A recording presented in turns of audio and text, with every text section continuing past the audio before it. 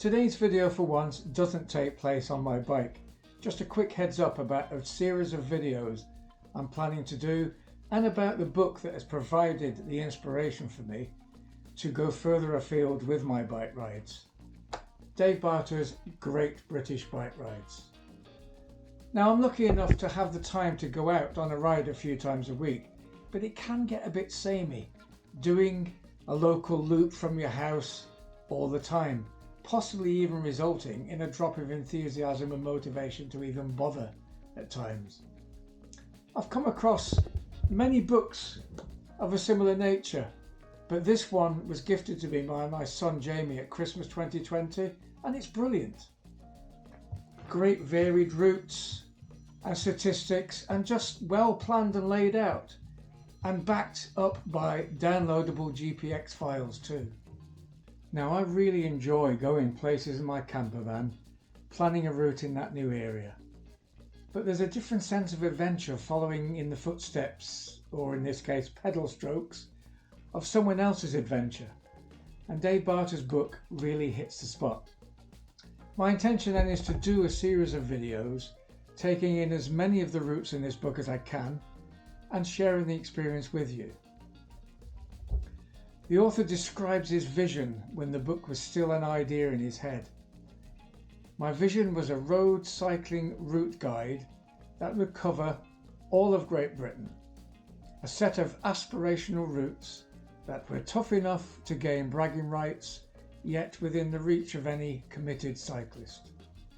These routes would showcase the greatest climbs and the best roads the country has to offer, while providing rides that could be completed within a day. A great vision, and in my view, he lived up to it with his book. He said the routes needed to be aspirational, and he's absolutely right. There's probably no point in writing a book about an easy bike ride from outside somebody's front door. No one's going to buy that. He points out in the introduction that all of the rides in the book are hard. What is hard? It's all relative as opposed to what your level is at the time you're reading the book. But they're all longer than 50 miles and often traverse challenging terrain, most with thousands of feet of climbing. You only have to look at Dave's method for grading the overall difficulty of each route.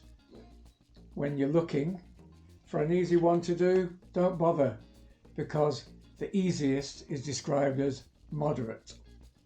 And the second easiest of 4 grades is called difficult, which does make you wonder what words he would use for rides that are more difficult than difficult. So the next one is called serious, and finally the hardest routes are described as extreme. Part of the description of this one is sustained periods of extremely difficult climbing along with an extended overall distance, sometimes in excess of 100 miles.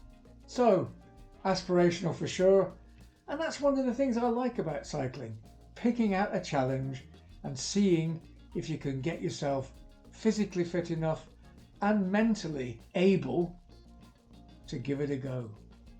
What I most loved about this book though was Dave's description of what makes a great British bike ride. It all includes stuff that I personally really want to have on a long road bike trip. 1, it needs to showcase the countryside through which it threads, its path, making you feel like it's somewhere you'd like to return. 2, it needs roads with character that merit a discussion in the pub at the end. And I can assure you, the routes in here aren't definitely not just about cycling from A to B. 3, it needs to throw in a lot of challenge. A good ride is achievable, but a great ride is necessarily hard. At the end of the ride, you should be dismounting with mixed emotions of relief and elation, having overcome the challenge.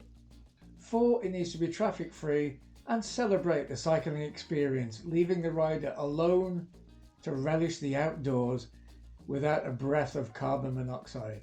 I love this one because they are my kind of road rides, and I can vouch for the fact that when you consider how busy the Cotswolds is in the summer, with main car routes going through all the major tourist areas, we did, from this book, a 90-mile route around there last year and hardly came across a car in the entire ride. It was amazing.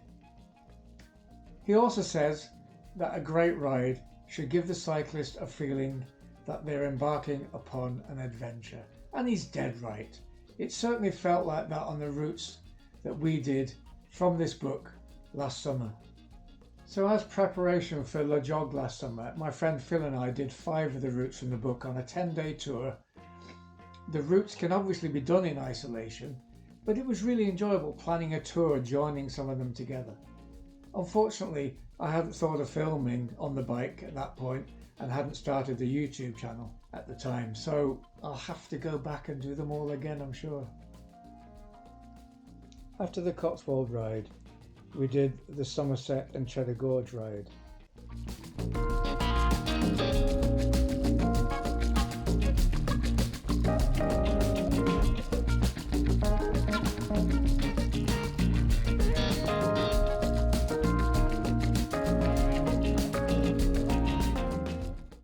Some of these roads were guaranteed to be traffic free.